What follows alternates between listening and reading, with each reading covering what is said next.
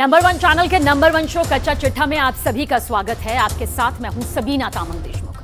कच्चा चिट्ठा के इस स्पेशल एडिशन में सबसे पहले बात गाजा में चल रहे महायुद्ध की। इजरायल ने कहा कि उसने हमास के एक बहुत बड़े कमांडर को मार डाला। एमन नौफाल हमास की सेंट्रल गाजा ब्रिगेड का कमांडर था। अब इजरायल के रक्षा मंत्री ने कहा कि यह युद्ध लंबा खिंचेगा, लंबा चलेगा। लेकिन अब ईरान की तरफ से आई दो बड़ी वार्निंग, दो सबसे बड़ी चेतावनी आप समझ लीजिए, क्योंकि ये बहुत खतरनाक इशारा कर रही है। ईरान के विदेश मंत्री ने कहा कि अगले कुछ घंटों में इजरायल पर बहुत ही बड़ा हमला हो सकता है।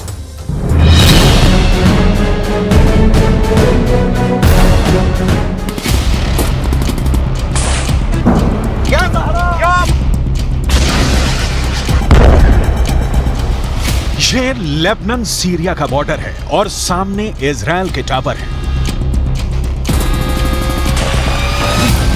टावर पर छोटे रडार भी लगे हैं, कम्युनिकेशन सिस्टम भी लगे हैं और सर्विलांस कैमरे भी लगे हैं।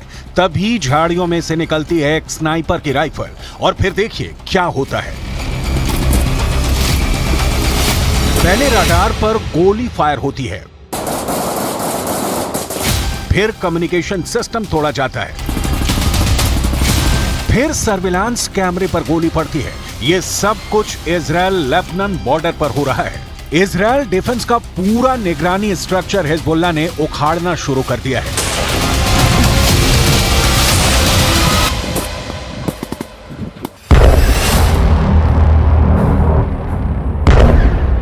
लेकिन इसके बाद जो होता है वो नेतन्याहू को डरा देगा। ये हनीता बॉर्डर पॉइंट है। यहां एक मिसाइल निकलती है और सीधे बॉर्डर पर खड़े इजरायल के मरकावा टैंक को फोड़ देती है। एक बार देखिए हमला कैसे होता है।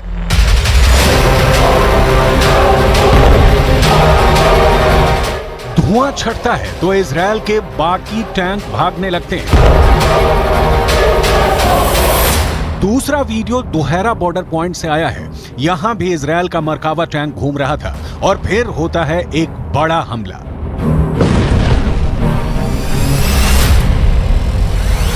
Hezbollah anti tank missile fire करता है। मिसाइल टैंक की तरफ बहुत तेजी से बढ़ती है और इजरायल के मरकावा में बहुत बड़ा धमाका होता है।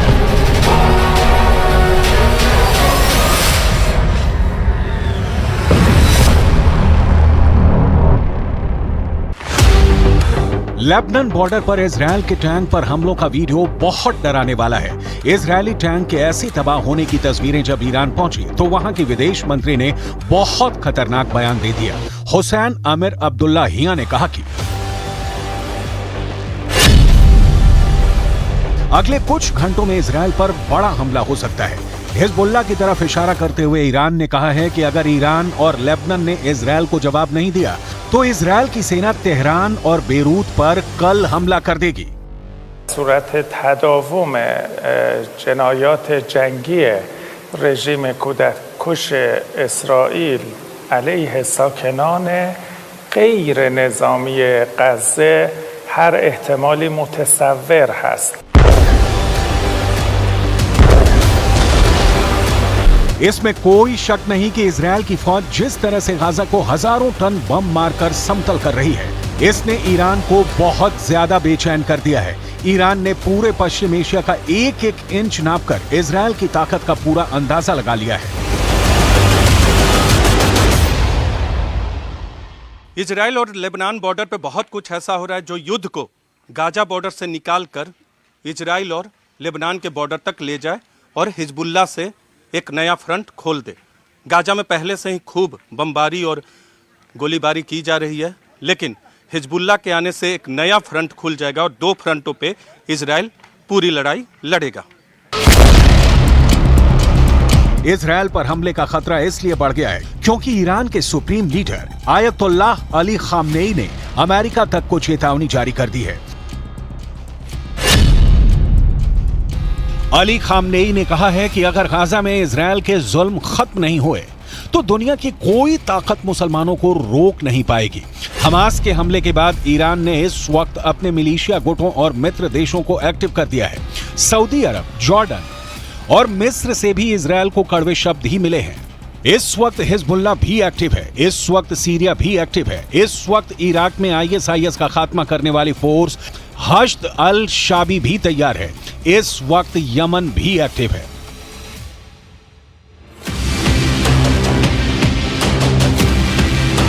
सितंबर महीने में ही यमन ने अपनी मिलिट्री परेड निकाली थी और इस परेड में ऐसी मिसाइल और ड्रोन दिखाए जो इस इलाके में अमेरिका और उसके दोस्तों को परेशान कर सकते हैं।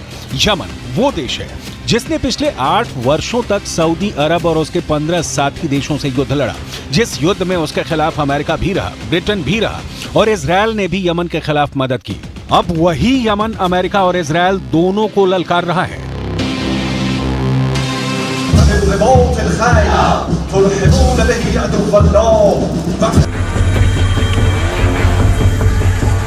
युद्ध की ऐसी ललकार, ऐसा गुस्सा, आप इस इलाके को पश्चिम एशिया कहकर बुलाइए, इसे खाड़ी कहिए या फिर मिडिल ईस्ट, नाम कितने भी हों, लेकिन इस वक्त यूक्रेन के बाद दुनिया का सबसे खतरनाक इलाका कोई है तो वो यही जमीन है।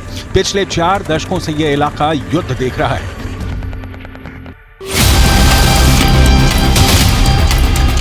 यमन के इस मिसाइल का नाम है तूफान, जो 1000 किलोमीटर की रेंज तक मार कर सकती है।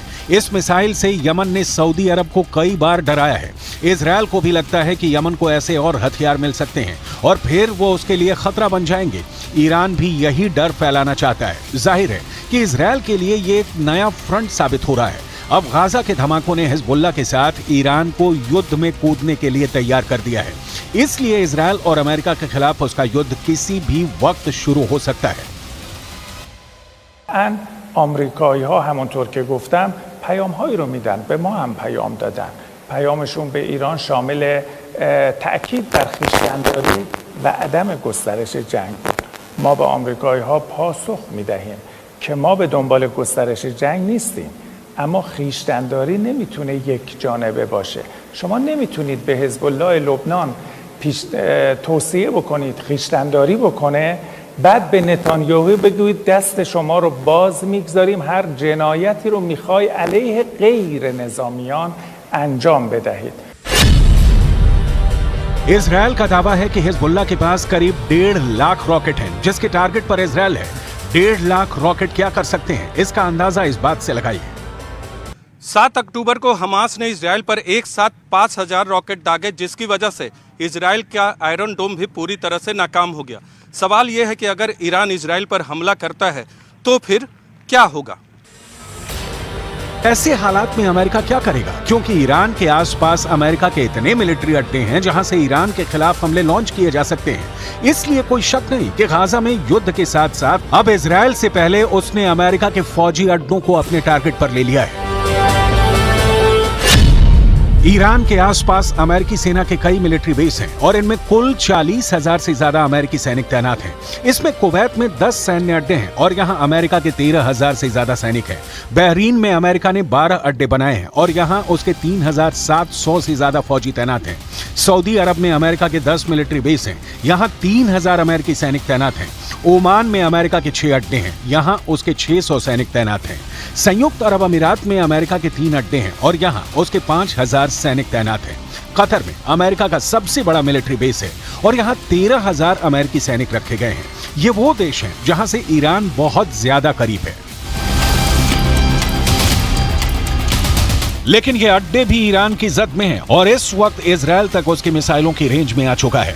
ईरान के ड्रोन की रेंज भी बढ़ती जा रही है। अब पश्चिम एशिया के वो इलाके भी उसकी पहुंच में हैं जहां अमेरिका के अड्डे हैं और इस वक्त नेतन्याहू और बाइडन दोनों ईरान की बढ़ती ड्रोन पावर को लेकर काफी बौखलाए हुए हैं। अगर इजरायल और लेबनान बॉर्डर पर युद्ध होता है और इसमें ईरान भी शामिल हो जाता है तो समझ लीजिए इन सभी अड्डों से ईरान पर हमले लॉन्च किए जाएंगे या फिर ईरान इनको अपने मिसाइल अटैक से मिट्टी में मिला देगा। ईरान पहले ही अमेरिका को अपने आसपास बर्दाश्त नहीं कर पा रहा और अब गाजा इजरायल के बीच युद्ध ने युद्ध का एक नया बहाना दे दिया है।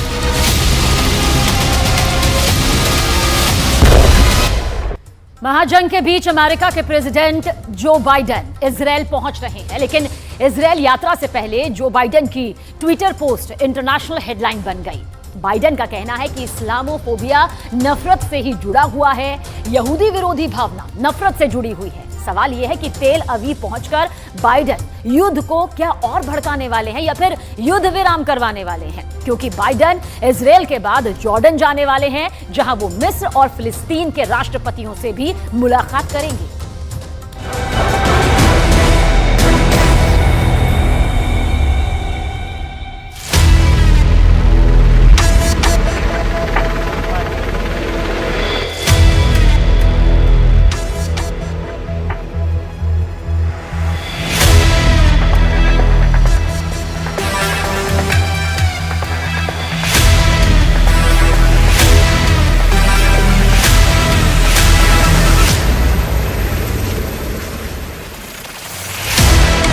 अमेरिका के प्रेसिडेंट जब इजरायल की सरजमीं पर कदम रखेंगे तो कुछ ऐसी ही तस्वीर देखने को मिलेगी। जो बाइडेन का खास प्लेन एयरफोर्स वन लैंड होगा, प्लेन का दरवाजा खुलेगा और मुस्कुराते हाथ हिलाते कुछ ऐसे ही डग भरते बाइडेन प्लेन की सीढ़ियों से नीचे उतरेंगे। उनके साथ साथ सुरक्षा में तैनात वो स्पेशल शख्स भी रहेगा जिसके पास मौजूद बैग अमेरिका को सुपर पावर बनाता है। यह ऐसा बैग है जो अमेरिका के राष्ट्रपति को सर्वशक्तिमान बनाता है। काले रंग के लेदर के इस बैग में कयामत का कोड वर्ड बंद रहता है। साल के 12 महीने, महीने के 30 दिन और दिन के 24 घंटे ये बैग प्रेसिडेंट बाइडेन के साथ रहता है।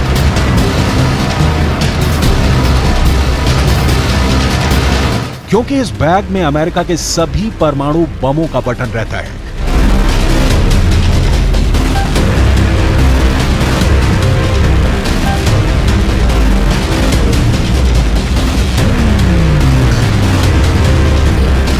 बाइडेन के साथ साए की तरह चलते इस बैग को न्यूक्लियर फुटबॉल कहा जाता है।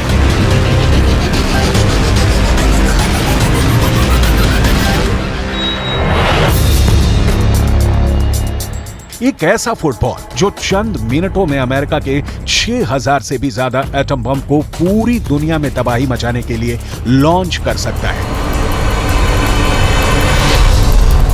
वही न्यूक्लियर फुटबॉल बाइडेन के साथ इजरायल पहुंचने वाला है।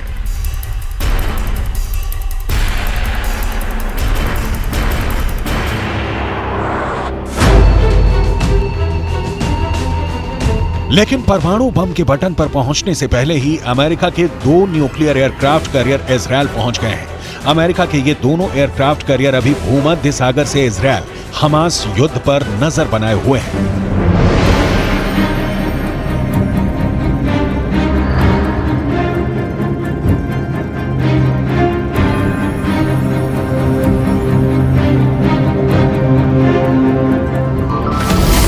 अमेरिका ने जिन 2 एयरक्राफ्ट कैरियर को इजरायल की मदद के लिए भेजा है उनके नाम हैं यूएसएस जेराल्ड आर फोर्ड और USS Eisenhower. USS Gerald R Ford के साथ 12 स्ट्राइक ग्रुप होता है, वहीं यूएसएस आइजनहावर के साथ 2 स्ट्राइक ग्रुप होता है जो हमला करने में मास्टर होते हैं। इनके साथ मिसाइलों से लैस और भी कई घातक युद्धपोत भूमध्य सागर में इजरायल के पास पहुंचे हैं। इसके साथ मिसाइलों से लैस जहाजों का पूरा बेड़ा चलता है।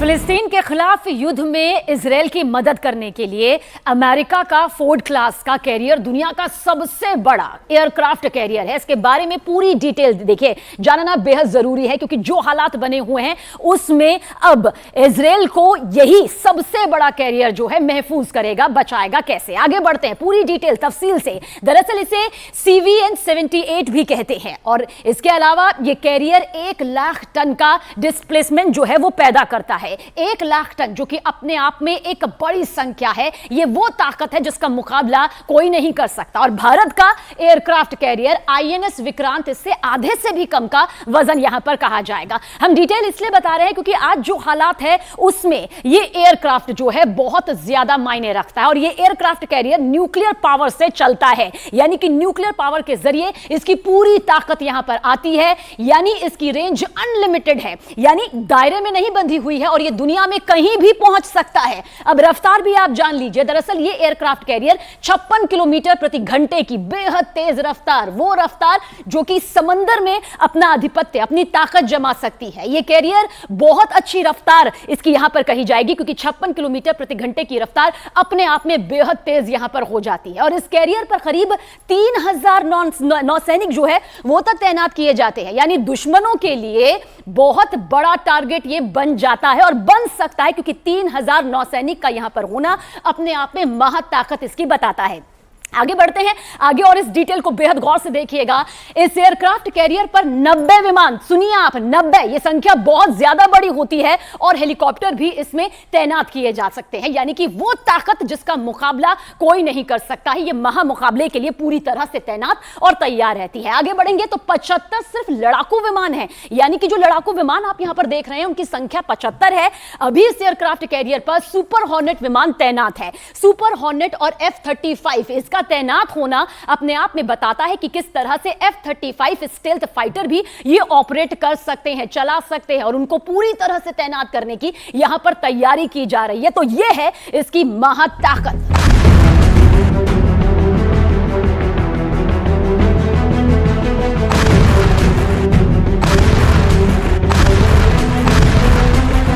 यानी युद्ध की इस घड़ी में एक तरफ अमेरिका के न्यूक्लियर एयरक्राफ्ट कैरियर की तैनाती और दूसरी ओर खुद बाइडेन का पहुंचना बहुत बड़ा इशारा कर रहा है। बाइडेन के इस वॉर टाइम दौरे को काफी अहम माना जा रहा है। युद्ध में इजरायल को अमेरिका का पूरा समर्थन है। अमेरिकी राष्ट्रपति बाइडेन के इजरायल में लैंड होने से पहले एक बड़ी खबर सामने आ रही है। खबर यह है कि अमेरिका इजरायल में अपने सैनिकों को भेजेगा और इनकी संख्या 2000 के करीब होगी और इनके नाम भी फाइनल होने की खबर है। वॉल स्ट्रीट जर्नल की रिपोर्ट के मुताबिक ये सैनिक युद्ध नहीं लड़ेंगे इजरायल में, बल्कि इजरायल की सेना को सपोर्ट और सुझाव देने का काम करेंगे। अमेरिकी सैनिकों के इजरायल पहुंचने से पहले तेल अवीव पहुंचकर बाइडेन इजरायल के प्रधानमंत्री बेंजामिन नेतन्याहू से मिलेंगे, इजरायल की सुरक्षा का भरोसा देंगे और हमास के खिलाफ छिड़े युद्ध की जानकारी लेंगे। लेकिन बाइडेन का यह दौरा उनकी सुरक्षा एजेंसियों के लिए चुनौतियों से भरा हुआ है। वजह हमास की तरफ से इजरायल में हो रहे रॉकेट हमले।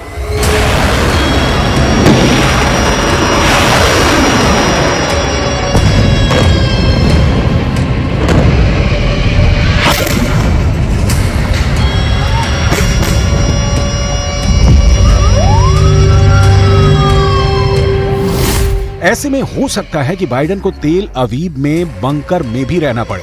बंकर में ही बेंजामिन नेतन्याहू से बाइडेन की बातचीत हो, बंकर में ही मीटिंग कर बेंजामिन नेतन्याहू बाइडेन से अपनी मांगों को मनवाने की कोशिश कर सकते हैं। सवाल है, आखिर ऐसी आशंका क्यों जताई जा रही है कि इजरायल पहुंचने के बाद बाइडेन को बंकर में मीटिंग करनी पड़ सकती है? जवाब आपको सोमवार यानी 16 अक्टूबर को तेल अवीव में इजरायली संसद के शीत सत्र से पहले दिन के इस वीडियो को देखकर मिल जाएगा।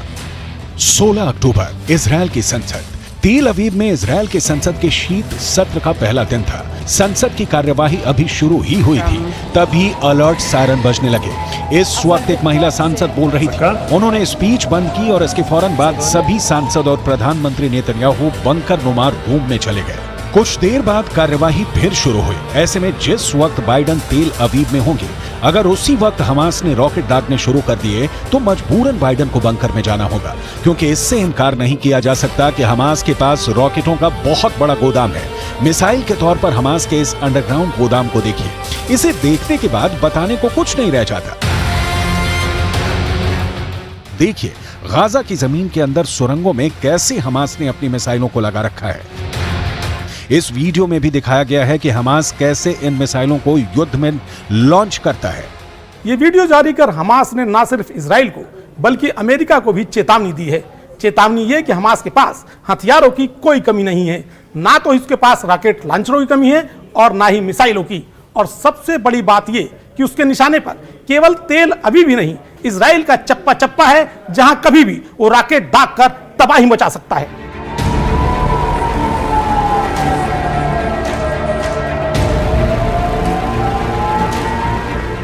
इजरायल को भी हमास के हथियारों के बारे में जानकारी है। इजरायल की फौज हमास के खिलाफ जमीनी कार्रवाई की तैयारी पूरी कर चुकी है। गाजा में घुसकर हमास के सर्वनाश का ब्लूप्रिंट तैयार कर चुकी है। सिर्फ उसे सरकार से हरी झंडी का इंतजार है। इजरायल चाहता है कि अमेरिका हमास के खिलाफ ऑपरेशन में उसकी मदद करे। बेंजामिन नेतन्याहू ने अमेरिका से $10 बिलियन की मिलिट्री मदद मांगी है। इसके लिए नेतन्याहू बाइडेन को मनाने की पूरी कोशिश करेंगे। इसके साथ ही नेतन्याहू गाजा में जमीनी कार्रवाई के लिए समर्थन की मांग करेंगे।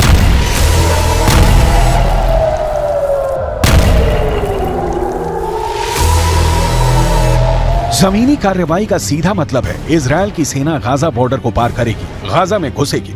अगर ऐसा हुआ तो युद्ध और भी भयंकर हो जाएगा, क्योंकि तब गाजा की गलियों में स्ट्रीट फाइट शुरू हो जाएगी और स्ट्रीट फाइट में कितनों की जान जाएगी ये कहना मुश्किल है।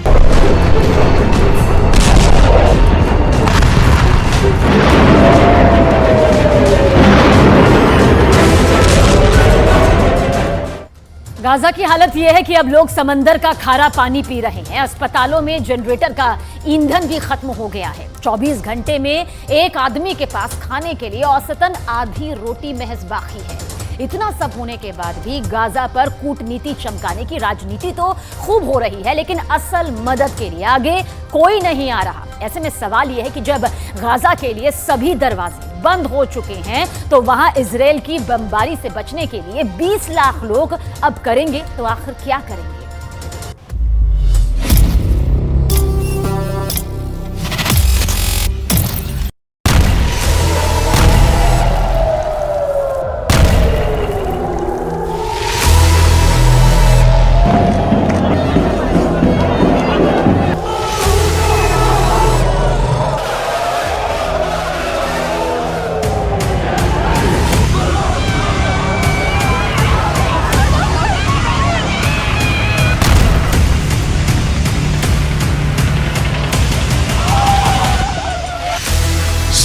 अक्टूबर को हमास ने जो किया उसका असर अमेरिका के अंदर भी नजर आ रहा है।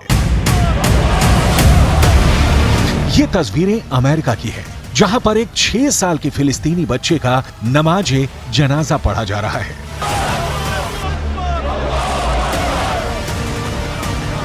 ये 6 साल का बच्चा एक अमेरिकी नागरिक के यहां किराए पर अपनी मां के साथ रह रहा था, लेकिन इस बच्चे को उसी के 71 साल के बुजुर्ग ने चाकू से 26 वार करके मार डाला।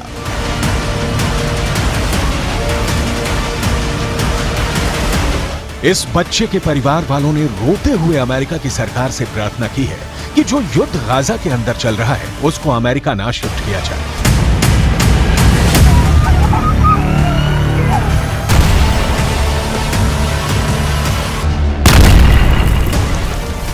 I just want to tell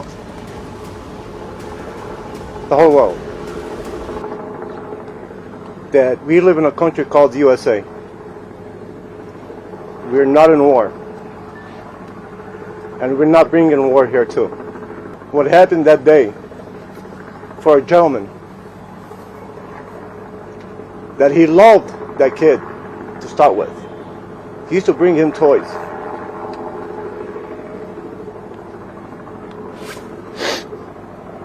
Now I want to ask anybody here, a 71-year-old man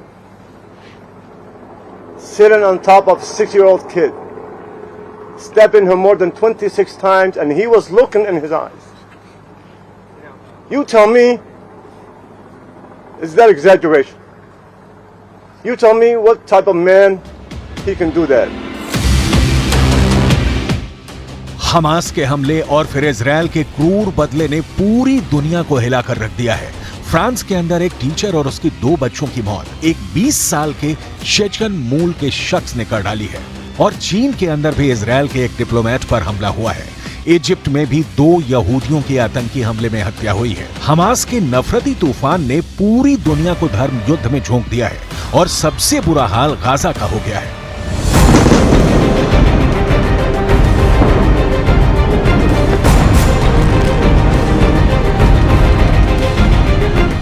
Gaza में 11वें दिन भी इजरायल की बमबारी लगातार जारी है। ये तय तो हो गया है कि बुधवार को बाइडेन इजरायल पहुंच रहे हैं, लेकिन इसके बाद भी इजरायल ने हमले को रोकने के कोई संकेत अब तक नहीं दिए हैं। गाजा के खान यूनुस कैंप पर भी इजरायल ने रात भर बहुत जबरदस्त बमबारी की है। चीन के विदेश मंत्री वांग यी, रूस के राष्ट्रपति पुतिन, अमेरिका के राष्ट्रपति बाइडेन, तुर्की के राष्ट्रपति अर्दोगान, कई बड़े नेता इजरायल से संयम बरतने की अपील कर चुके हैं, लेकिन नेतन्याहू का गुस्सा अब तक शांत नहीं हुआ है। अरबी भाषा में छपने वाले फिलिस्तीन के अखबारों में जो सूचनाएं छप रही हैं, वो दिल दहला देने वाली हैं।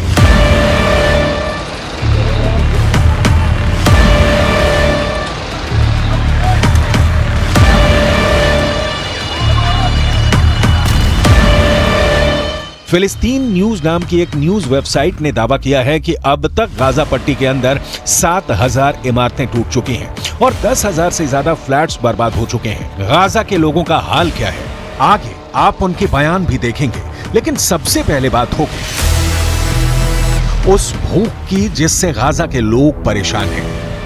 गाजा भूखा है, गाजा प्यासा है और यहां पर सारे इंतजाम फेल होते जा रहे हैं। फिलिस्तीन न्यूज के मुताबिक इस वक्त गाजा के अंदर एक व्यक्ति को खाने के लिए 24 घंटे में सिर्फ आधी रोटी मिल रही है। इसके अलावा साथ में मांस का एक डिब्बा दिया जा रहा है। एक मांस का डिब्बा 10 लोगों के लिए है। बिजली खत्म होने की वजह से अब लोग कार की बैटरी और सोलर पैनल से ही अपना फोन चार्ज कर पा रहे हैं। गाजा में जनहानि ना हो, इसके लिए इजरायल ने इस योजना पर काम करना शुरू किया कि उत्तर गाजा के लोगों को दक्षिण गाजा जाना चाहिए। 10 लाख लोग उत्तर गाजा को खाली कर चुके हैं। ऐसे में अब किसी भी वक्त इजरायल की आर्मी विनाश लीला शुरू कर सकती है।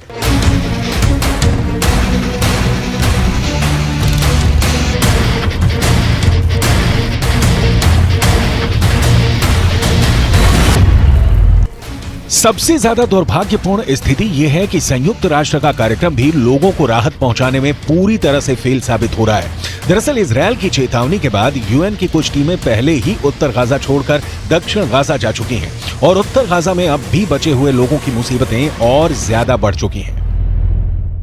फिलिस्तीन के सबसे बड़े दुश्मन हमास के आतंकवादी बने हुए हैं, क्योंकि इजरायल डिफेंस फोर्सेज ने दावा किया है कि दुनिया भर से गाजा के लोगों के लिए जो फ्यूल और राहत सामग्री पहुंच रही है वो हमास के आतंकियों तक पहुंच रही है और इसीलिए इजरायल वहां राहत सामग्री और फ्यूल पहुंचाने में अड़ंगा पहुंचा रहा है। इजरायल ने रफा क्रॉसिंग पर 2 बार एयर स्ट्राइक की है और यह एयर स्ट्राइक भी उस वक्त की गई है जब इजिप्ट के एक मंत्री रफा क्रॉसिंग के पास मौजूद थे। दरअसल रफा क्रॉसिंग पर राहत सामग्री से भरे हुए करीब 100 ट्रक खड़े हुए हैं, लेकिन अब तक इस राहत को गाजा के अंदर भेजे जाने पर कोई सहमति ही नहीं बन पा रही है। रफा क्रॉसिंग को खोलने की चर्चा पिछले 48 घंटों से चल रही है, लेकिन इजरायल की एयर स्ट्राइक एक धमकी की तरह मानी जा रही है।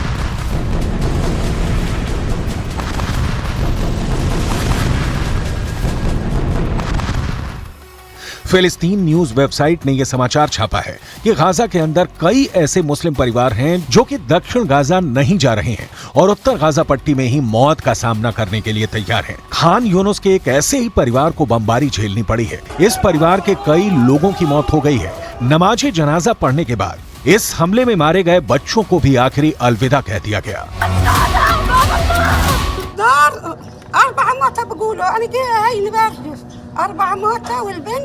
والولد وابوهم وامهم طالوا 2 نزل طيبين و8 تنفار فيها البيت وخلف اللي فوقهم 6 وعمامهم طالعين هذول كاينين اما هذول اللي طالوهم ميتين في 2 احياء اصلا।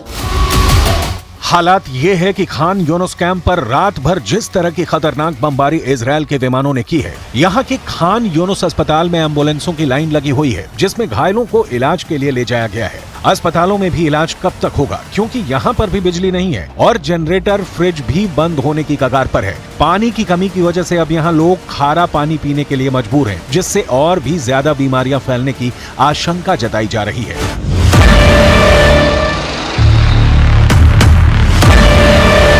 अब सबसे बड़ा सवाल यह है कि आखिर ये सब क्यों हो रहा है। आखिर इस तबाही का जिम्मेदार कौन है? इजराइल पहले ही कह चुका है कि 7 अक्टूबर को हमास ने जो आतंकवादी हमला किया है उसके बाद से युद्ध शुरू हो चुका है और अब अगर कोई लाश गाजा में गिरती है या फिर इजराइल में गिरती है तो उसके लिए हमास ही जिम्मेदार माना जाएगा। इजराइल के एक आतंकवाद पीड़ित परिवार ने प्रेस कॉन्फ्रेंस करके बंधक बनाए गए लोगों को छोड़ने की मार्मिक अपील भी की है।